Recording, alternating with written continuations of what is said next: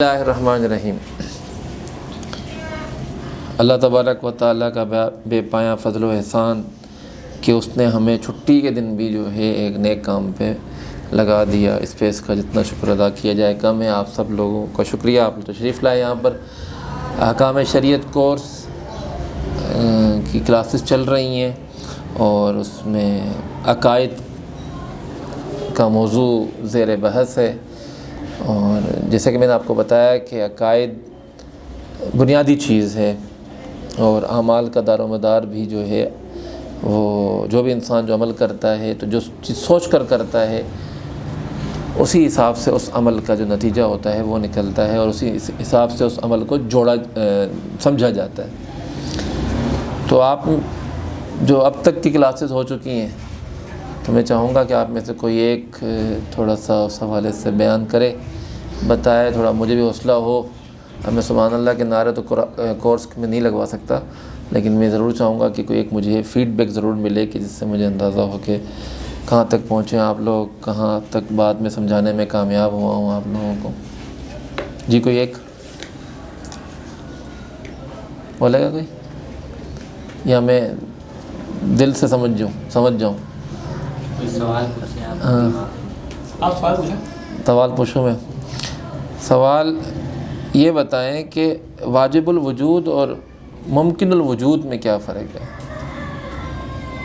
واجب الوجود اللہ تعالیٰ کی ذات کا ہے، اور ممکن الوجود جو ممکنات میں سے ہوتے ممکن ہے۔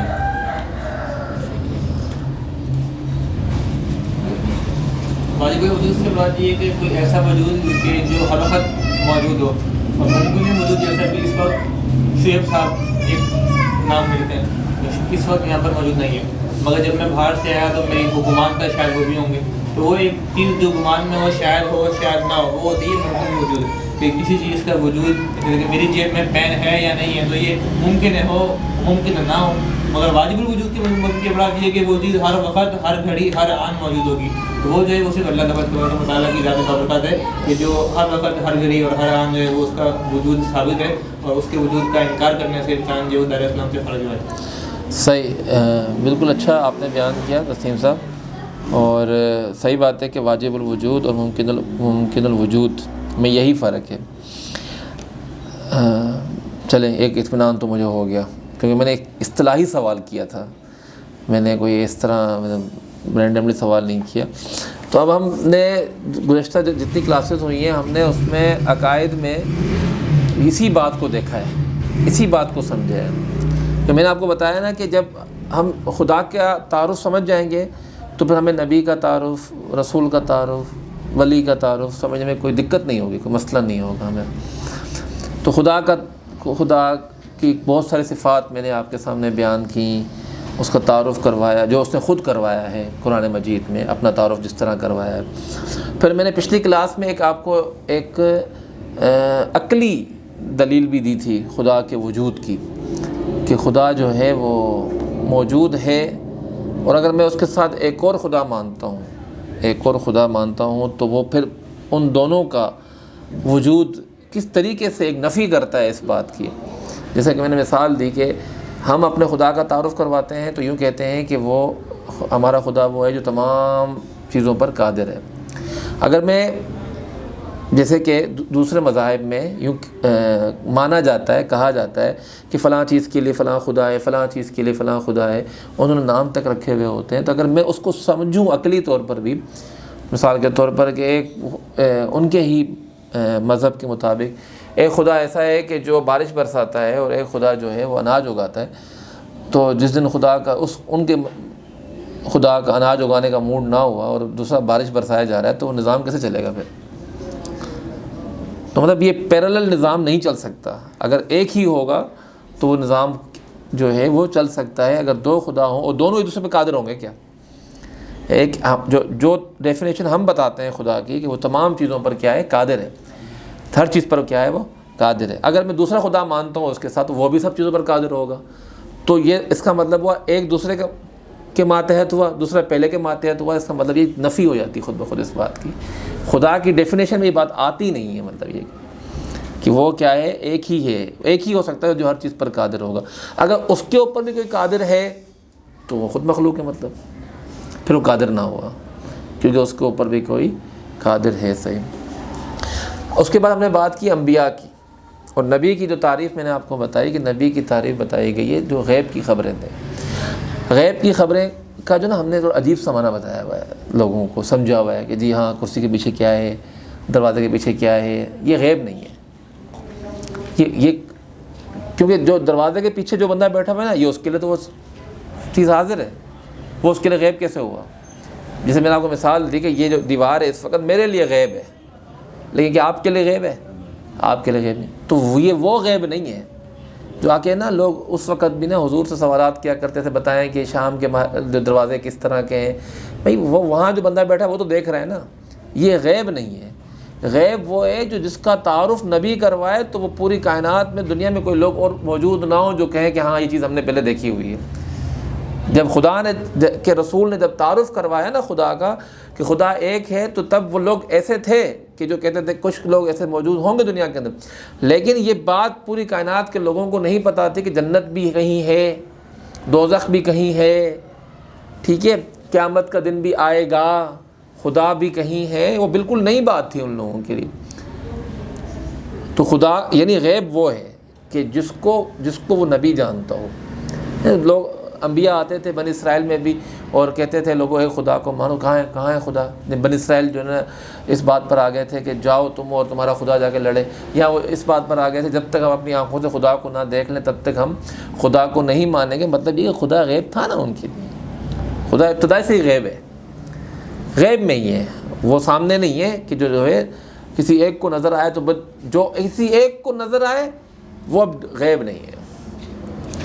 چار لوگوں کو ابھی مثال کے طور پر میں کسی شاپنگ سینٹر کا نام لے لوں، یہاں تو نظر نہیں آ رہا، لیکن وہ غیب نہیں ہو سکتا، وہ وہاں کی خبر ہو سکتی ہے، وہ غیب نہیں ہے۔ تو نبی کی جو ڈیفینیشن ہے وہ یہ کیا ہو گئی کہ غیب کی خبریں بتانے والا، غیب کی خبریں بتانے والا۔ تو میں نے آپ کو اس کا جو پچھلی دفعہ بھی انہوں نے سوال کیا تھا، میں نے آپ کو جواب دیا تھا کہ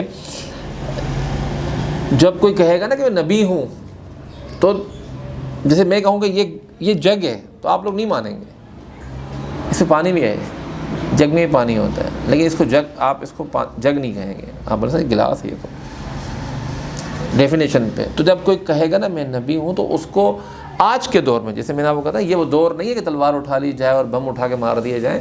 آج لوگوں سے یہ ڈیمانڈ کی جاتی ہے کہ بھائی ہمیں بات سمجھاؤ، ہمیں بات سمجھاؤ، ہمیں دلائل سے جو ہے نا قائل کرو۔ تو کیا ہوتا ہے کہ جب کوئی اس طرح کا انسان کھڑا ہو کے کہتا ہے کہ میں نبی ہوں اور دوسرے کا گولی مار دیتا ہے، تو پھر اس کے جو حامی ہوتے ہیں نا وہ زیادہ تعداد میں اٹھتے نظر آتے ہیں دنیا کے اندر سے، سمپیتھی کریٹ ہو جاتی ہے وہاں پہ، ہمدردی بن جاتی ہے ان کے لیے، ہاں ان کے لیے بندہ کوئی نہ کوئی تو ہے۔ تو آج کا یہ جو دور ہے یہ سائنس کا دور ہے جس میں لوگوں کو بات سمجھانی چاہیے۔ تو ہم یہ والا معاملہ بھی بالکل آسانی سے لوگوں کو سمجھا سکتے ہیں کہ جو شخص نبوت کا دعویٰ کرے جھوٹا دعویٰ ہے، کیونکہ نبوت کی جو ڈیفینیشن ہے وہ یہ ہے۔ اس سے بولے اس پہ پورا اترتا ہے یا نہیں اترتا، بہت جلدی ایسے لوگوں کا نقاب جو ہے وہ چہرے سے اتر آئے گا، بجائے اس کے کہ آپ فتوے لگائیں، بجائے اس کے کہ آپ ان کو گولیاں ماریں، بجائے اس کے کہ اوپر آپ خون ریزی کریں۔ یہ وہ زمانہ نہیں ہے، نہ آپ جتنی طاقت میں، نہ کیا لگا۔ خیر یہ ہمارا ٹاپک اتنا بھی نہیں اس وقت۔ تو نبی یہ ہے، اب یہ ہے کہ نبی کیا کیا کر سکتا ہے۔ اچھا دوسری بات یہ کہ یہ نبوت جو ہے، یہ بات لکھ لیں، ذہن میں رکھ لیں کہ نبوت جو ہے وہ کسبی نہیں ہوتی، نبوت وہبی ہوتی ہے۔ یعنی کوئی شخص محنت کر کے، کوئی شخص جو ہے بہت زیادہ عبادت کر کے، بہت زیادہ ریاضت کر کے، بہت زیادہ اپنے آپ کو دنیا سے بیگانہ کر کے نبوت کا مقام حاصل نہیں کر سکتا۔ یا کوئی بولے کہ میں تو فلاں کا بیٹا ہوں تو پھر میں بھی جو ہے نبی ہوں، ایسا ضروری نہیں ہوتا۔ حضرت یعقوب علیہ السلام کے 12 بیٹے تھے، نبی تو ایک ہی تھا نا ان میں سے۔ اس کا مطلب ہے کہ نبوت کا تعلق وراثت کے ساتھ بھی نہیں ہے۔ کوئی بولے کہ میرا اس کا والد نبی تھا تو اس کے بیٹے جو ہے نا سارے کے سارے کیا ہوں گے، نبی ہوں گے، ایسا نہیں ہو سکتا۔ اس سے کیا ہوا، معلوم ہوا کہ جو نبوت ہے وہ وہبی ہے، وہ کسبی نہیں ہے۔ یہ ایک اور ڈیفینیشن ہمیں معلوم ہے۔ یعنی کوئی بندہ بولے مجھے خواب آتے ہیں اور میں نے اپنے دل کو صاف کر لیا ہے، شفاف کر لیا ہے، اور میرے دل پر جو ہے نا وہ گناہ کا کوئی زنگ نہیں ہے، اب میں بالکل صاف شفاف ہو گیا ہوں، تو اب جو ہے نا میں آہستہ آہستہ، چونکہ ویسے خواب مجھے آ رہے ہیں، اس کا مطلب یہ ہے کہ میں جو ہے نا نبوت کے مقام پر، جیسے کچھ درمیان میں کچھ ایک دو بھی ہم نے سنے تھے 70-80 میں، 70-80 میں زمانے میں ہم نے دیکھے تھے. تو نبوت وہبی ہے، کسبی نہیں ہے. اب جب نبوت وہبی ہے، کسبی نہیں ہے، اس کا مطلب یہ ہے کہ نبی جو ہوتا ہے وہ کچھ ضابطوں کا پابند ہوتا ہے. نبی جو ہوتا ہے وہ کچھ ضابطوں کا پابند ہوتا ہے، کیونکہ وہ سیدھی سی بات ہے، وہ تو متعین ہے، اس کو تو کسی نے بھیجا ہے نا، کسی ذات نے اس کو کچھ چیزیں عطا کر کے، کچھ چیزیں بتا کر، یا کچھ چیزیں بعد میں بتا کر، کچھ غیر معروف طریقے سے، معروف طریقے سے بھی نہیں کہ جائے گا کسی یونیورسٹی میں داخلہ لے گا، اس کے بعد وہاں ڈگری لے گا، تو نہیں، غیر معروف طریقے سے کہ جو اتنا عام سوسائٹی میں نہ ہو، وہ اس کو جو ہے وہ چیزیں عطا ہوں گی، اور وہ پھر معاشرے کو وہاں کے ماحول کے حساب سے وہ بتائے گا، وہاں کے ماحول کے حساب سے. آپ دیکھیں یہی تو فرق ہے شریعتوں کا. حضرت عیسیٰ علیہ السلام کی جو شریعت تھی وہ بالکل مختلف ہے، حضرت موسیٰ علیہ السلام کی جو شریعت تھی وہ بالکل مختلف ہے. ٹھیک ہے، جو رسول اللہ کی جو شریعت ہے وہ مختلف ہے. حضرت موسیٰ علیہ السلام کے دور میں جادو بہت زیادہ ہوتا تھا، بہت زیادہ جادو. تو وہ جادو کے ذریعے سے جو ہے ان کو یہ بات سمجھائی گئی کہ دیکھو یہ تمہارا جادو کیا ہے، یہ اس کی کوئی حقیقت نہیں ہے. آپ ذرا اس پہ غور کریں کہ جب حضرت موسیٰ علیہ السلام نے فرعون کے جادوگروں سے مقابلہ کیا، تو فرعون کے جادوگر فوراً اسلام لے آئے تھے. اس مقابلے میں جب فرعون کے جادوگر ہارے تو وہ اسی وقت اسلام قبول کر لیا، حالانکہ ان کے سامنے بہت ساری آفرز تھیں فرعون کی، لیکن انہوں نے فوراً اسلام قبول کر لیا. وجہ یہی تھی کہ وہ جادوگر تھے، وہ اس کے ایکسپرٹ تھے اس جادو کے. جب انہوں نے حضرت موسیٰ علیہ السلام کے عصا کو دیکھا نا، حالت بدلتے ہوئے، رنگ بدلتے ہوئے، کیفیت بدلتے ہوئے دیکھا، تو ان کو سمجھ گیا کہ یہ جادو نہیں ہے، اور جو ہم نے رسیاں پھینکی ہیں یہ جادو ہے، جو سانپ بند کے دوڑ رہی ہیں یہ کیا ہے، یہ جادو ہے، وہ جو وہاں سے آ رہی ہے یہ جادو نہیں ہے. تو نبی جو ہوتا ہے وہ بہت اپنے زمانے کے حساب سے، اپنے ماحول کے حساب سے، اور جس قوم کی طرف سے بھیجا گیا ہے وہاں کے اس میں ایک کیا ہوتا ہے، اس کچھ ضابطوں کا وہ کیا ہوتا ہے، پابند ہوتا ہے. اس کا مطلب یہ کہ نبی مختار کل نہیں ہوتا، نبی مختار کل نہیں ہوتا. مختار کل کا مطلب بالکل ڈیفرنٹ ہے، جو چاہے کرے. وہ جو چاہے کرنے والی بات ہوتی ہے، قرآن کہتا ہے وما ینطق عن الہوی، جس سے بڑی بات ہوگی، ہم اس کے اندر ایک اختیار ثابت کرتے ہیں حضور کا. ٹھیک ہے، لیکن قرآن کیا کہتا ہے کہ وہ تو بات بھی نہیں کرتے اپنی خواہش سے، بات بھی نہیں کرتے، ہم اختیار ثابت کر رہے ہیں. یہ سب چیزیں وہ ان کا اختیار، ان کا بات نہ کرنا. حضور نے کیا فرمایا، میں اپنے رب کے پاس کھاتا بھی ہوں پیتا بھی ہوں، لیکن وہ کیا ہماری سمجھ میں نہیں آئے گا وہ، کیونکہ نبی کی جو پاورز ہیں، ان کی جو صلاحیت ہے، وہ ہم سے، عام انسانوں سے بالکل مختلف ہیں، بالکل مختلف ہیں، اور ان کے احکامات بھی مختلف ہیں. تو نبی جو ہے، نبوت جو ہے وہ وہبی ہے، کسبی نہیں ہے. اب یہ دوسرا جو میں جو آج کل کے ان چیزوں کو تھوڑا سا ٹچ دیتا ہو جاؤں. علم غیب نبی کو ہوتا ہے یا نہیں ہوتا؟ اب نبی کو علم غیب ہی تو ہوتا ہے، تبھی تو وہ نبی ہوتا ہے. لیکن نبی کو کتنا علم غیب ہوتا ہے اس کا تو نبی کو ہی پتہ ہوتا ہے نا. تو باہر بیٹھا ہوا بندہ، اور خاص طور پر ہزار سال کے بعد برصغیر میں بیٹھا ہوا کوئی مولوی کیسے ثابت کرے گا کہ نبی کو اتنا علم تھا یا نہیں تھا؟ تو نبی کو علم غیب ہوتا ہے یہ ثابت ہے، کیونکہ وہ نبوت اس سے ثابت ہوتی ہے. نبی کا علم غیب ثابت نہیں کرے گا نبی تو مطلب نبی نہیں ہوا پھر. ٹھیک ہے، جو ڈیفینیشن بتائی میں نے آپ کو غیب کی خبریں بتانے ہوں. تو علم غیب تو نبی کو ہے، لیکن کتنا ہے؟ جتنا اس کو اللہ نے عطا کیا ہے. اللہ نے جتنا عطا کیا.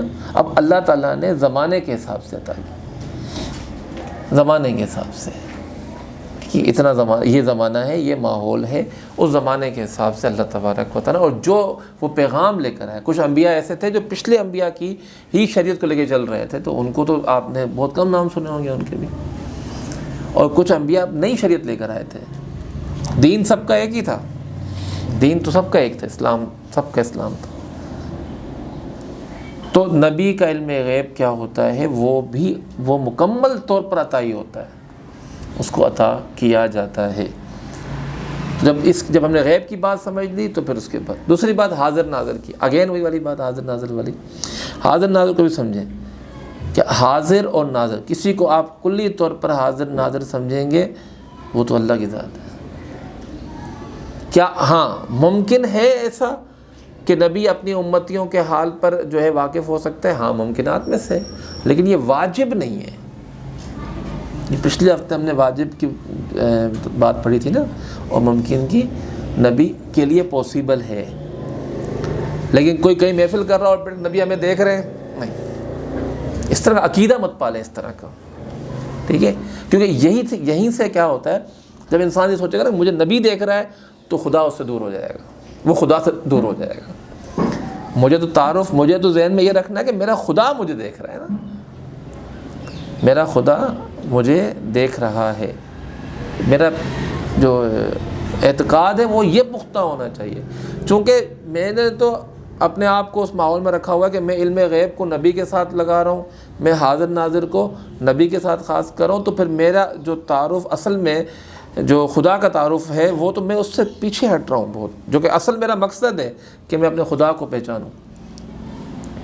تو آپ کو کیا کرنا پڑے گا کہ خدا کے علاوہ ہر چیز کو لمیٹڈ کرنا پڑے گا, اس کو محدود کرنا پڑے گا. آپ محدود نہیں کریں گے, اس کا دائرہ وسیع کریں گے, تو جو اصل میں وسیع ہے آپ اس سے دور ہو جائیں گے.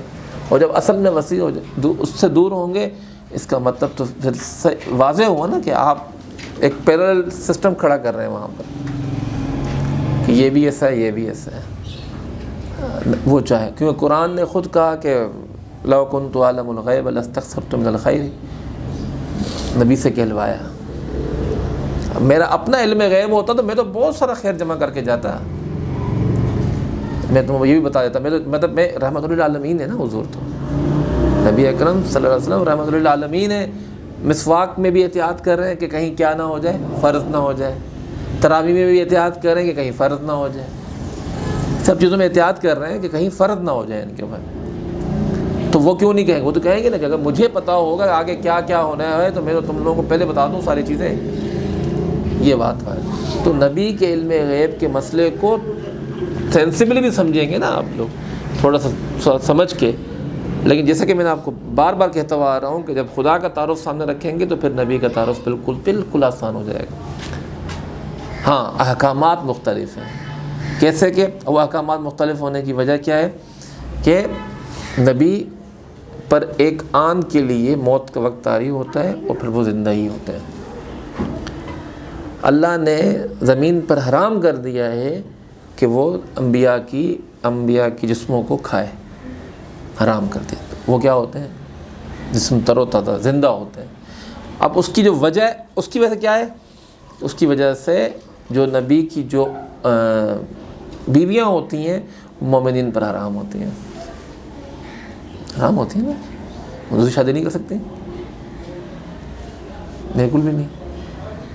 یہ اسی وجہ سے, یہ نہیں ہاں بس اس طرح نہیں. اس کو بات کو سمجھے, اس بات کو اس کے ساتھ جوڑیں گے تو یہ دونوں باتیں بالکل آسانی سے سمجھ میں آ جائیں گی. کیونکہ انبیاء زندہ ہوتے ہیں, انبیاء اور اللہ نے زمین کے لیے حرام کر دیا ہے ان کے جسموں کو کھانا. یہ تو ہو گئی وہ بات جو ہمیں نظر نہیں آتی, اور اس کا بین ثبوت دیا اس بات سے کہ آپ نبی کی ایک بیوی ہو یا چار ہو یا 8, وہ تمام مومنین پر کیا ہوتی ہیں, وہ ماں کی طرح ہوتی ہیں, حرام ہوتی ہیں, دوسری شادی نہیں کر سکتے. دوسری شادی تو اس کی ہوگی نا جس کا میاں فوت ہو گیا ہو, فوت نہیں ہوئے نا, یہ تو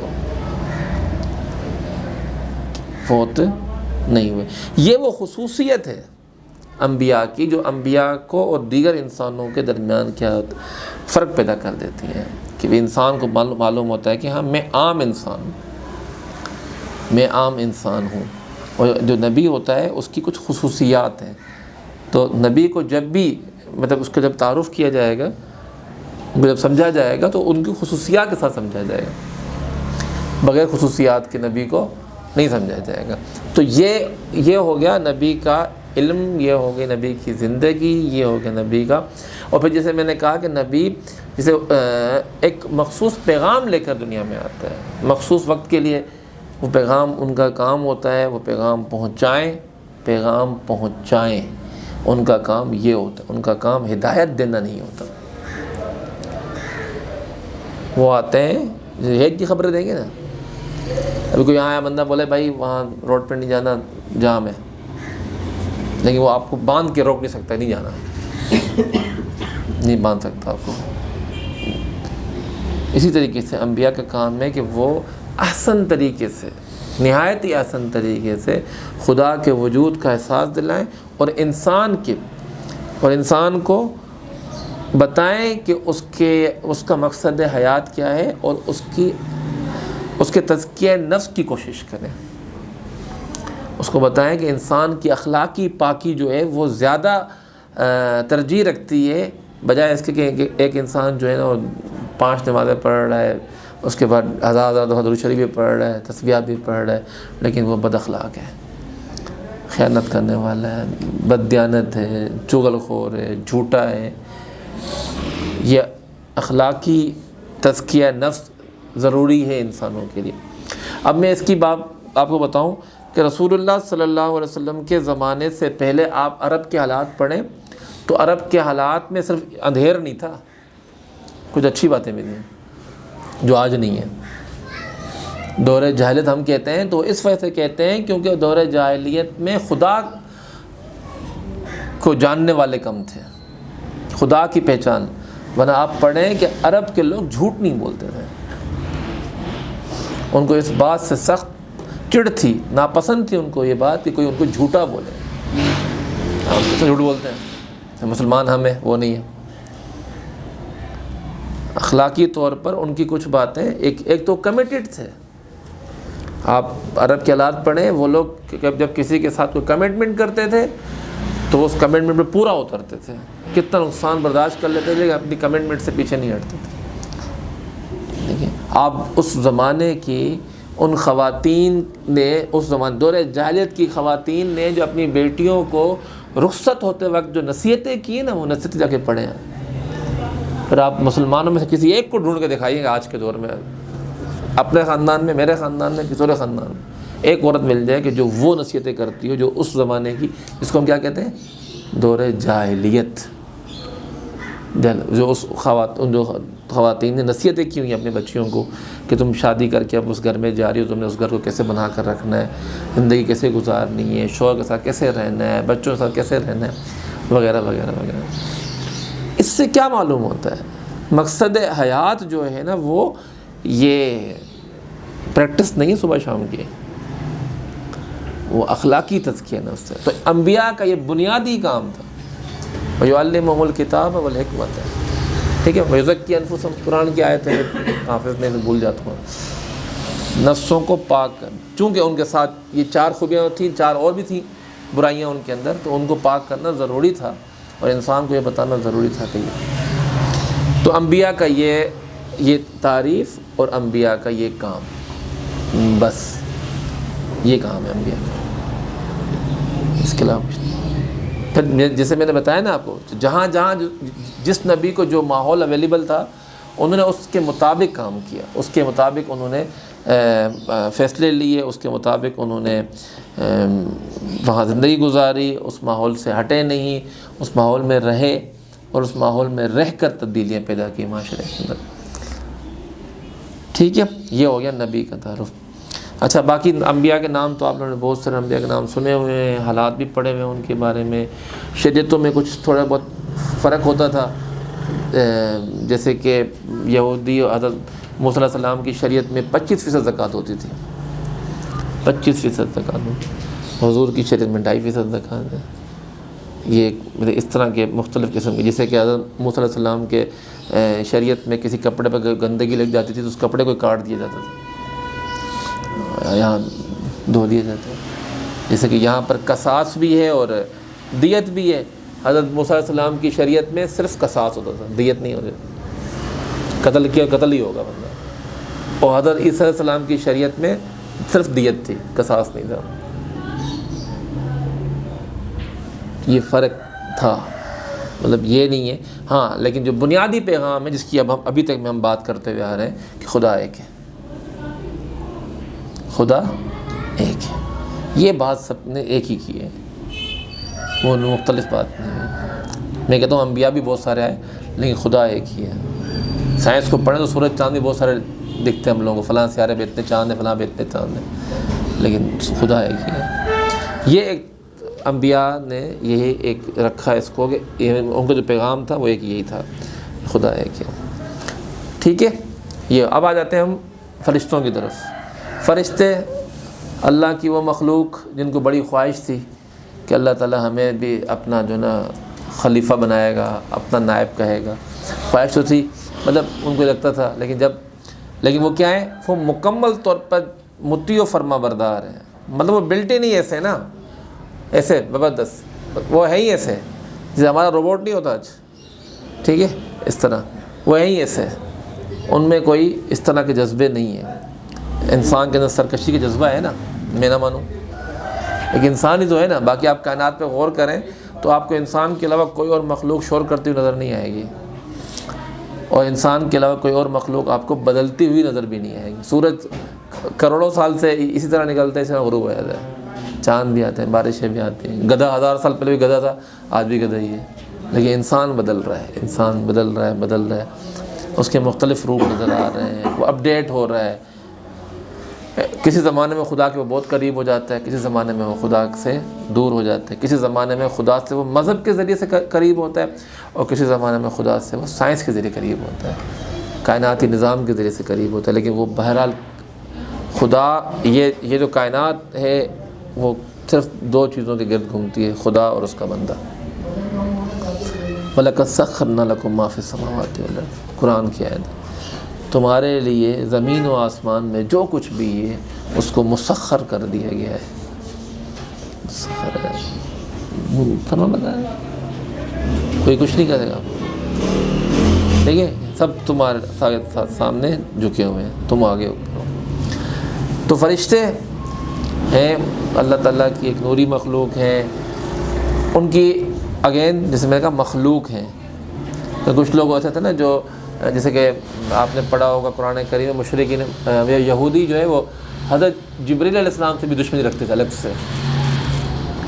سے دشمنی رکھی ہوئی تھی حضرت جبرائیل سے. کیا ضرورت ہے؟ ہاں ان کی ڈیوٹیز ہیں، ان کے کام کاج ہیں. کوئی بارش برسانے پر ہے، کوئی جو دیگر زمین کے معاملات ہیں، موسموں کے حوالے سے، ہواؤں کے حوالے سے ان کے کام ہے. روح قبض کرنے کے حوالے سے، ٹھیک ہے، وہ کام انبیاء تک وہی پہنچانے کے حوالے سے کام تک جو ہے وہ ہیں، سب ان کے ہیں. لیکن ان پر یہ ہمارا ایمان ہے کہ وہ خود کچھ نہیں کر سکتے، کچھ بھی نہیں کر سکتے. نہ ان کی تعداد معلوم ہے، اور بس جو 4 کتابوں سے جو 4 لوگوں کا تعارف معلوم ہوتا ہے وہی ہے. لیکن ان سے مدد نہیں لی جا سکتی، یہ خود کسی کی مدد نہیں کر سکتے. یہ ایک بالکل سسٹمیٹک طریقے سے کام کرتے ہیں، اسی طریقے سے انہوں نے ان کو بنایا گیا ہے، اسی طریقے سے کام کرتے ہیں، اسی طریقے سے اپنے احکام فرائض سر انجام دیتے ہیں. ان میں سرکشی کا کوئی عنصر نہیں پایا جاتا. ٹھیک ہے جی. اگلی بات آتی ہے یوم آخرت. یہ ہمارے عقائد کا بنیادی حصہ ہے کہ ہم دوبارہ اٹھیں گے، ہم دوبارہ اٹھیں گے، دوبارہ اٹھایا جائے گا. پہلے تو ہم انسان کو اللہ نے پیدا کیا عالم ارواح میں، وہاں سے پھر زمین پر بھیجا، پھر یہاں سے ایک اور دور اس پر آئے گا جب وہ عالم برزخ میں جائے گا، اور پھر قیامت کا دن آئے گا. یہ دوبارہ اٹھنا، یہ آج کی سائنس ابھی اس پہ اٹکی ہوئی ہے، وہ نہیں مانتی اس بات کو کہ وہ. لیکن جب ہم یہ کہتے ہیں کہ جو انسان کی تخلیق کوئی دیکھ لے تو ہمیں اس سے اندازہ ہو جاتا ہے کہ ایک چیز ایک کسی عام سے سائنسی یا کسی کائناتی نظام کے تحت وجود میں آتی ہے تو یہ بات ثابت ہوتی ہے کہ جب وہ اس طریقے سے وجود میں آ سکتی ہے اور وہ اچانک سے ختم بھی ہو جاتی ہے. دادے کے دادے کا نام ہمیں بھی نہیں پتہ کہاں ہیں کہاں دفن ہے کچھ پتہ بھی نہیں ہے، کدھر گئے کدھر نہیں. یعنی وہ ایک چیز وجود میں نہیں ہے، ہوا ہے، ہوا سے وہ ایک دم سے ہوا میں وہ اس کا وجود آتا ہے اور پھر وہ غائب بھی ہو جاتی ہے. اس کا مطلب یہ وہ دوبارہ بھی آ سکتی ہے. قرآن کی ایک آیت ہے نا، اللہ کے لیے تو تمہیں دوبارہ پیدا کرنا زیادہ آسان ہے. کیا ہے؟ زیادہ آسان. تو قیامت ہے. اب وہ قیامت میں کیا ہونا ہے؟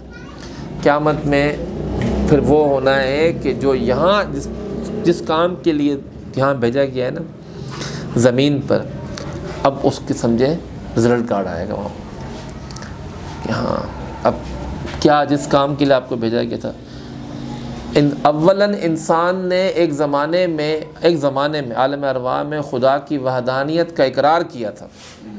ٹھیک ہے، خدا کی وحدانیت کا اقرار کیا. جب اللہ نے انسان کو زمین پر بھیجا تو اس سے وہ وعدہ بلوا دیا، وہ وعدہ اس کے ذہن سے نکال دیا کہ تم یہ ہاں کر کے آئے ہو میرے پاس. اب وہ یہاں بھیجا. اب یہاں اس کو مختلف قسم کے حالات، مختلف قسم کے مسائل اس کے سامنے رکھے اور اس کو کہا کہ اپنا اخلاقی وجود برقرار رکھو. وہاں پر اپنا اخلاقی وجود برقرار رکھو. اب دیکھو اب یہ نہیں ہے، یعنی میں اس 2023 میں بیٹھ کے جو ہے نا میں 500 یا 600 عیسوی کا امتحان نہیں دوں گا. میرے لیے میرا زمانہ ہے، اسی حساب سے میں امتحان دوں گا. میرے لیے صحابہ کا زمانہ نہیں ہے، تابعین کا نہیں ہے، تبع تابعین کا نہیں ہے. میرے لیے وہ زمانہ بھی نہیں ہے کہ جب اسلام جو ہے اس کا جھنڈا لہرا رہا ہے پوری دنیا پر. تو اس کا مطلب یہ ہے کہ میرے لیے جو بینچ مارک ہے نا وہ نہیں ہے، یہ یہاں کا زمانہ ہے. مجھے آج کے زمانے کا مسلمان بننا ہے، اپڈیٹ ہونا ہے. مجھے جو تبلیغ کرنی ہے وہ مجھے آج کے زمانے کے حساب سے کرنی. یہی وجہ ہم ویڈیو بنا رہے ہیں. یہی وجہ ہے کہ آج کی جو سائنسی ایجادات ہیں، سائنسی ایجادات جو ہیں وہ کسی مذہب کی نہیں ہے، وہ کسی قوم کی نہیں ہے، وہ انسانی کوشش کا نتیجہ ہے.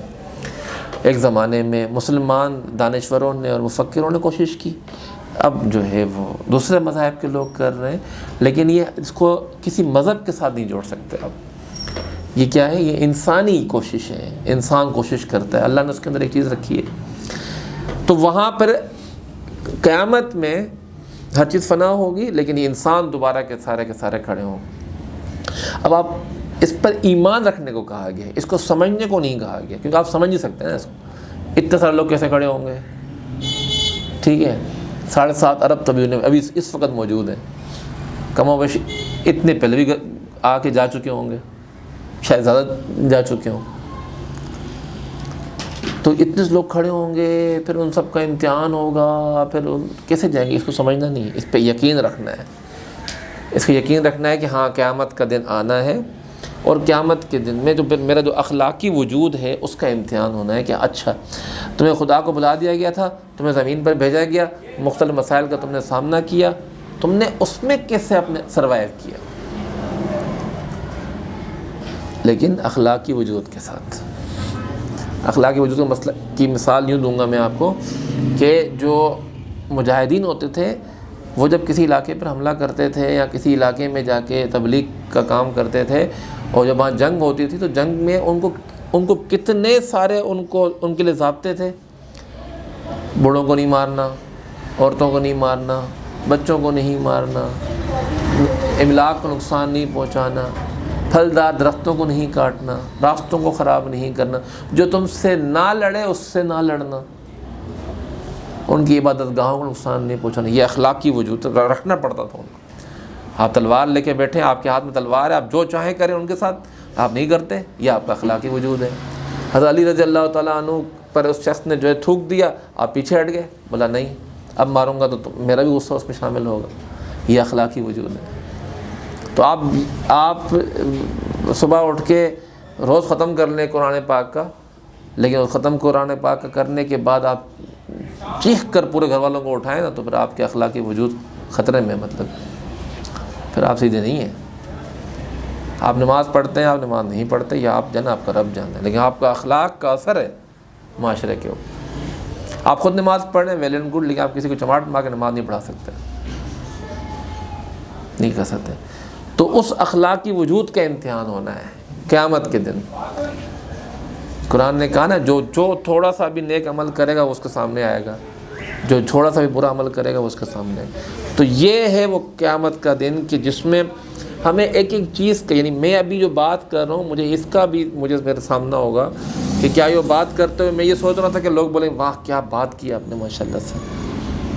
اگر میں یہ سوچ رہا ہوں اس کا مطلب یہ کہ مجھے اپنے اخلاقی وجود کی تربیت کرنے کی ضرورت ہے، مجھے یہ نہیں سوچنا چاہیے. ٹھیک ہے، میں یہ سوچوں کہ میں بیان کر کے جاؤں اور لوگ میرے اوپر پیسے پھینکیں، اس کا مطلب یہ ہے کہ میں تو لوگوں سے اجر مانگ رہا ہوں نا. میرا تو دین سے واسطہ ہی نہیں ہوا، میں تو اللہ کے لیے بات ہی نہیں کر رہا. ایسے میں آپ کو چھوٹی سی بات میں نے پہلے بھی شاید بتائی ہو کہ جب قیامت کے دن جو ہے ایک عالم اور ایک سخی اور ایک شہید کو لایا جائے گا تو تینوں سے پوچھے گا اللہ تعالیٰ. تو عالم کہے گا کہ میں نے تیرے لیے اللہ بیان کیے، کہاں بیان نہیں کیے، کون سی کالونی چھوڑی میں نے تیرے لیے، ہر کالونی میں گیا میں نے بیان کیے تیرے لیے، کتابیں لکھی میں نے، بڑی تحقیق کی میں نے، بیانات کیے. فرمائے گا نہیں، تو نے اس لیے کیا کہ تجھے لوگ عالم بولے، تجھے علامہ بولے، تیرے ہاتھ چومے، تیرے لیے کر دیا میں نے دنیا کے اندر ہی جو تو چاہتا تھا تجھے ملے. تو دولت بھی ملی، تجھے عزت بھی ملی، تجھے لوگوں نے تیرے ہاتھ بھی چومے. بس سخی بھی آئے گا کہ یا اللہ میں نے تیرے خاطر راشن کے ٹرک بٹوا دیے، کیا کچھ نہیں کیا میں نے، سارے کام کیے. نہیں، اس لیے کیے تاکہ تجھے لوگ سخی بولیں، مخیر ہیں بھائی یہ تو بہت نیک آدمی ہے، بہت اللہ کی راہ میں بہت دیتا ہے. لوگوں نے کہا، تیرے آس پاس جتنے لوگ تھے سب نے کہا بہت نیک آدمی ہے. ختم، مجھ سے کیا مانگنے آیا. پھر ایک شہید آئے گا، یا اللہ جان سے ذرا اور کیا چیز ہو سکتی ہے، میں نے تیری خاطر جان قربان کر دی. نہیں، تو جان تو نے اس لیے قربان کی، لوگ بولے تو کتنا بہادر آدمی ہے، اتنا دلیر آدمی ہے. لوگوں نے بولا، لوگوں نے تجھے بعد میں تجھے بڑے بڑے تمغے دیے، وہ تو ہو گیا. میرے پاس کیا لے کے آؤ. یہ ہے وہ اخلاقی وجود جس کی ڈیمانڈ کی جاتی ہے. ابھی ہم نے تو آج کل دنیا کو نا ایک مطلب سارے جو اعمال نیک اعمال ہیں اس کو ہم نے رکھا ہوا ہے ٹریڈنگ کی بنیاد پر رکھا ہوا ہے. ٹھیک ہے نا، بائی اینڈ سیل پہ، پیسے دو کوئی چیز ملے گی. ہم کہتے ہیں ہم اچھے تم بھی اچھے رہو، ہم پابند کرتے ہیں اگلے بندے کو، میں اچھا ہوں تم بھی اچھے رہو. میں یہ نہیں سوچتا کہ مجھے اچھا رہنے کا کہا گیا. ابو ایسا کرتے ہیں بھائی، اب ابو ایسا کرتے ہیں، آپ کا مسئلہ تھوڑی ہے. آپ کے ابو آپ کے ساتھ کوآپریٹو ہیں یا نہیں ہے، نن آف یور بزنس، آپ کا کام ہی نہیں ہے. آپ کی اولاد فرما بردار ہے یا نہیں، آپ کا کام ہی نہیں ہے اس پر. آپ کا کام ہے اولاد کے فرائض پورے کرنا. ہم کہتے نہیں ایسے کیسے ہوگا. تو جو ڈے آف ججمنٹ کہا جاتا ہے انگلش میں، ہم تو قیامت بولتے ہیں نا، انگلش کا لفظ اچھا ہے، ٹھیک ہے نا، فیصلے کا دن. فیصلہ وہاں ہوگا نا، ہم فیصلہ یہیں چاہتے ہیں، آج فیصلہ ہو جائے. آج فیصلہ نہیں ہو سکتا. دنیا فیصلے کے لیے نہیں ہے. دنیا عدل کے نظام پر بھی نہیں بنی ہوئی. یہ دنیا میں انصاف نہیں ہے. جو دنیا میں انصاف ڈھونڈے گا بیوقوف ہے. دنیا اس سسٹم پہ بنی ہی نہیں ہے نا، دنیا اس اصول کے تحت بنی ہی نہیں ہے کہ نظام کہ بھائی یہاں انصاف ہوگا تو انصاف ہوگا. وہاں کیا ہوگا پھر قیامت کے دن؟ یہاں یہی امتحان ہے، اوپر ایک، نیچے ایک، دائیں بائیں، ایک ٹیڑھا ایک سیدھا ہے. ٹھیک ہے، مسئلے مسائل، اس میں آپ نے کیسے رہنا ہے. اب آپ دیکھیں نا رسول اللہ صلی اللہ علیہ وسلم کی تبلیغ تھی. آپ ذرا امیجن کریں کہ رسول اللہ صلی اللہ علیہ وسلم تبلیغ کر رہے ہیں مکہ میں، حج پہ لوگ آئے ہوئے ہیں، حج تو پہلے بھی ہوتا تھا. تو حضور جو نا وہ جو خیمے لگے ہوتے تھے ان کے حاجیوں کے، تو وہاں سے گزرتے تھے اور لوگوں کو کہتے تھے لوگوں بات سنو، اللہ ایک ہے، اللہ ایک ہے. اب حضور کے بالکل پیچھے ایک بندہ جو ہے نا چلتا ہو جا رہا ہے، بڑا خوبصورت سا بندہ، بڑا اس کا روشن چہرہ اس بندے کا، پھر چلتا ہوا آ رہا ہے اور یوں اشارہ کر کہتا ہے یہ جھوٹا ہے، یہ جھوٹ بول رہا ہے، یہ جھوٹ بول رہا ہے، یہ جھوٹ بول رہا ہے. اور عرب جو کہ قوم پرستی کے سب سے بڑے علمبردار ہیں، لوگ پوچھتے ہیں یہ جو نوجوان اس طرح کی بات کر رہا ہے، لیکن اس کے پیچھے جو بندہ بات کر رہا ہے یہ بندہ کون ہے؟ بولے چچا ہے اس کا. اچھا چچا ہی جب مخالف ہے ہم کیا بات مانیں اس کی. وہ پیچھے ہو جاتے تھے سارے. لیکن حضور کھڑے رہے. یہ سر اخلاق آزمائش کی آپ بات کر رہے تھے نا، یہ ہوتی ہے آزمائش. آپ کو تیز ہو اندر سے. آزمائش وہ ہوتی ہے جو آپ کا پورے پاؤں جڑ سے اکھاڑ کے ہوا میں پھینک دے. یہ آزمائش تھوڑی ہوتی ہے لائٹ چلی گئی، ٹھیک ہے، چپل چوری ہو گئی، تھوڑی ہوتی ہے آزمائش. یہ تو ہلکی پھلکی ٹریلر چل رہے ہوتے ہیں بس، اور کچھ نہیں ہے. تو انسان تو قیامت کا ماننا اس لیے ضروری ہے میرے لیے. میں اس کو عقلی طور پر بھی اس لیے مانتا ہوں کہ واقعی میں میرے ساتھ 4 زیادتیاں ہو رہی ہیں اور 4 زیادتیاں میں بھی کر رہا ہوں. تو یہ نظام کیسے چلے گا؟ کیوں چل رہا ہے؟ اچھا میں دنیا میں اللہ نے کیوں بھیجا؟ اس لیے بھیجا کہ میں جا کے لوگوں کو تنگ کروں یا لوگ مجھے تنگ کریں. کوئی تو وجہ ہوگی نا کہ جس کی وجہ سے یہ سارا نظام جو ہے وہ تخلیق کیا گیا ہے. اور اللہ تعالیٰ فرماتا ہے کہ سبحانک ما خلقت ھذا باطلا، پاک ہے وہ ذات جس نے کوئی بیکار چیز پیدا نہیں کی. ترجمہ ہے اس کا، کوئی بیکار چیز پیدا نہیں کی. اب میں بیکار نہیں ہوں، قرآن سے ثابت ہے. آپ بیکار نہیں ہیں، قرآن سے ثابت ہے. اب بیکار نہیں ہے تو کوئی مقصد تو ہے نا. اب مقصد میں میری ہی بھلائی ہے. اب وہ مقصد کیا ہے؟ اللہ تبارک و تعالیٰ نے قرآن، آپ نے سب میں آیتیں پڑھی ہوئی ہیں کہ وہ جنت میں ہمیشہ رہیں گے، ہے نا، اور خدا بھی ہمیشہ رہے گا. تو اللہ تبارک و تعالیٰ نے اتنی بڑی کائنات بنائی، اور اتنی بڑی کائنات میں سے اللہ تبارک و تعالیٰ کیا کرے گا؟ ان لوگوں کو سلیکٹ کرے گا جن کو وہ اپنے ساتھ ابدیت میں شریک کرے گا.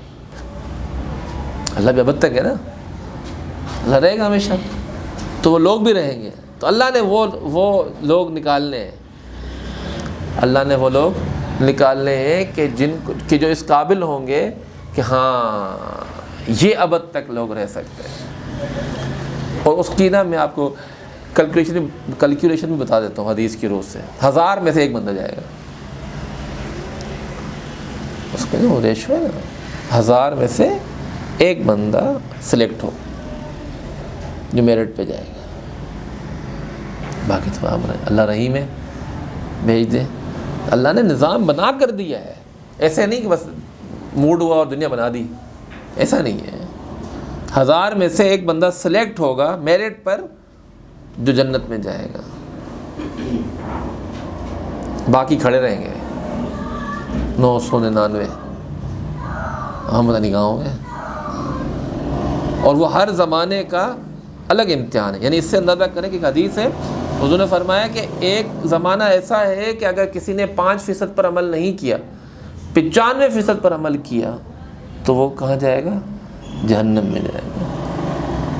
اور ایک زمانہ ایسا ہوا کہ جس نے 95% پر عمل نہیں کیا اور 5% پر عمل کیا تو جنت میں جائے گا. اس کا مطلب یہ کہ ہم جو ایک دوسرے کو مثالیں دیتے ہیں نا، وہ صحابہ کی، وہ فلاں کی، غلط دیتے ہیں. مطلب میرا زمانہ یہ ہے بھائی، سارے ولی جنگل میں بیٹھے ہوتے تھے، نہ مرد نہ عورتیں، دیکھتے ہی نہیں تھے. ہم یہاں جہاں دیکھتے ہیں عورت نظر آ رہی. میں کہاں سے بچوں بھائی؟ آپ میرے پہ کون سا قانون اپلائی کر سکتے ہیں 3 نگاہوں والا؟ کر سکتے ہیں؟ نہیں کر سکتے. ایک بندہ جنگل میں بیٹھا ہوا ہے، کچھ دیکھا ہی نہیں. ایک بندہ دنیا میں رہ رہا ہے، صبح شام ان مسائل کا سامنا کرتا ہے. صبح شام وہ چوری سے بچتا ہے. وہ آفس میں اکاؤنٹنٹ ہے، اس کے پاس بہت سے پیسے چوری کرنے کا چانس وہ نہیں کرتا. چغلی لگا سکتا، نہیں لگاتا. یہ امتحان ہے نا.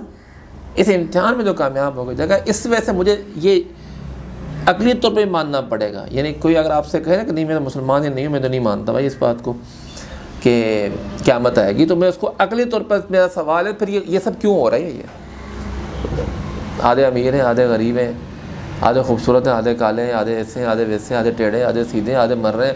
آدھے لوگ کہتے ہیں بھائی جس میں زیادہ بیٹیاں ہوں گی وہاں دولت ہوگی. نہیں، اتنے سارے گھر دیکھ لیں آپ، 8 بیٹیاں بیٹھی ہوئی ہیں، لوگ غریب ہیں سارے کے سارے. آپ کہتے ہیں جی اولاد سے رزق آتی ہے، میاں بیوی کروڑ پتی، اولاد ہی نہیں ہے، سرے سے اولاد ہی نہیں ہے، امیر ہے.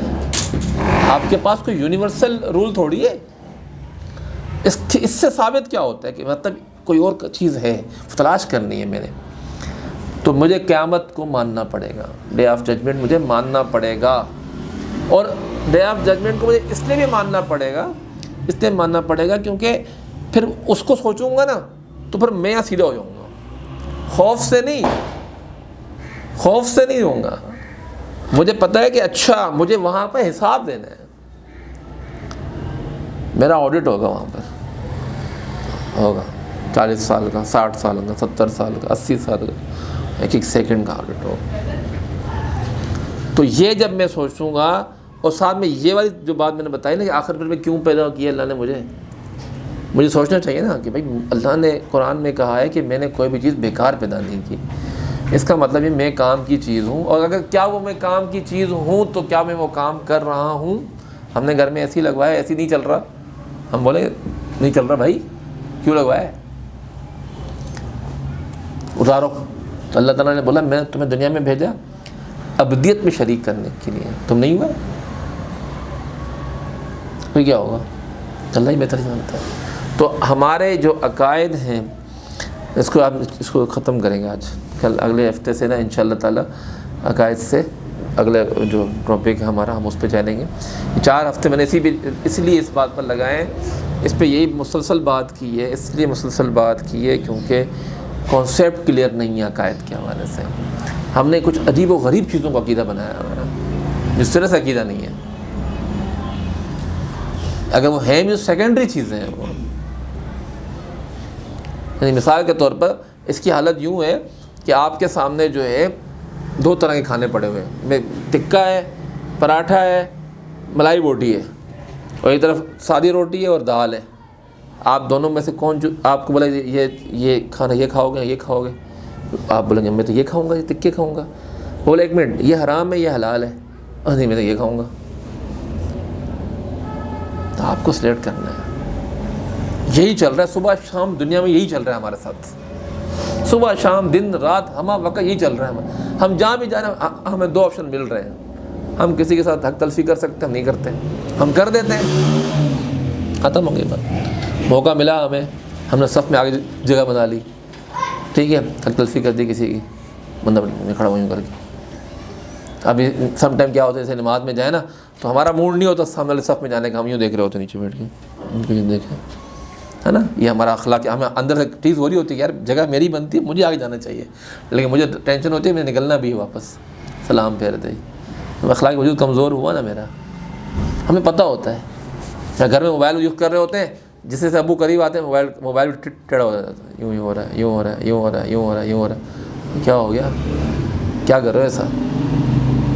مطلب ہے اخلاقی وجود میں کمزوری ہے. آپ چھوٹی چھوٹی باتوں میں ہم لوگ روز اس کا سامنا کرتے ہیں.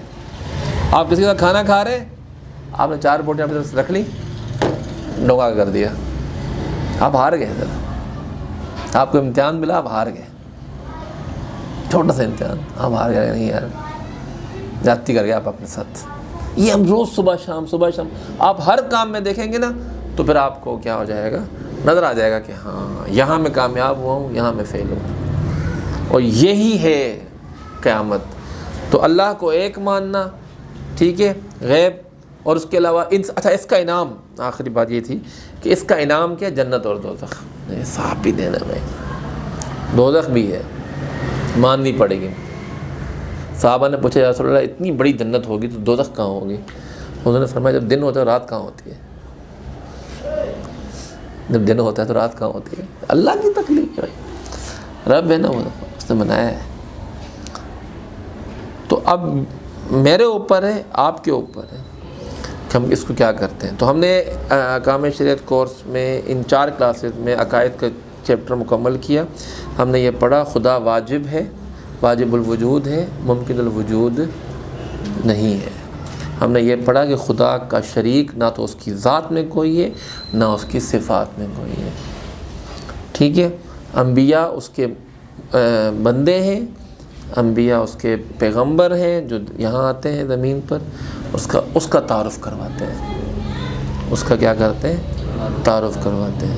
جیسے ہمیں اپنے بینر لگاتے ہیں نا، بینر تعارف کروانے کے لیے، اس طرح وہ انبیاء بھیجتے ہیں تعارف کرواؤ، تعارف کرواتے ہیں، ٹھیک ہے. جنت دوزخ آخرت یہ سب اس کے یہ سب چیزوں پر ایمان میرا بے حد ضروری ہے. یہ میری بنیادی چیزیں ہیں. یہ کیا ہے؟ بنیادی چیزیں. باقی اس زمانے میں کیا ہوا تھا، کس صحابی نے کس کے ساتھ کیا زیادتی کی تھی نہیں کی تھی، نان آف مائی پرابلم. میرا نام مجھ سے پوچھا جائے گا نہ، میرا مسئلہ ہے، نہ میں اس زمانے کا مسلمان ہوں، میں اس زمانے کا مسلمان ہوں. اللہ تبارک و تعالیٰ سے دعا ہے کہ اللہ تبارک و تعالیٰ ہمیں اپنے عقائد کو جو کہ عقائد کو ان کی حقیقی حیثیت میں سمجھنے کی توفیق عطا فرمائے، اور پھر ان عقائد کے مطابق عمل کرنے کی توفیق عطا فرمائے. اللہم صلی علی سیدنا محمد وعلی آلہ وصحبہ وسلم علیہ. ربنا ظلمنا انفسنا وان لم تغفر لنا وترحمنا لنکونن من الخاسرین. ربنا لا تزغ قلوبنا بعد إذ هديتنا وهب لنا من لدنك رحمة إنك أنت الوهاب وصلى الله تعالى على خير خلقه محمد وعلى آله وصحبه أجمعين برحمتك يا أرحم الراحمين.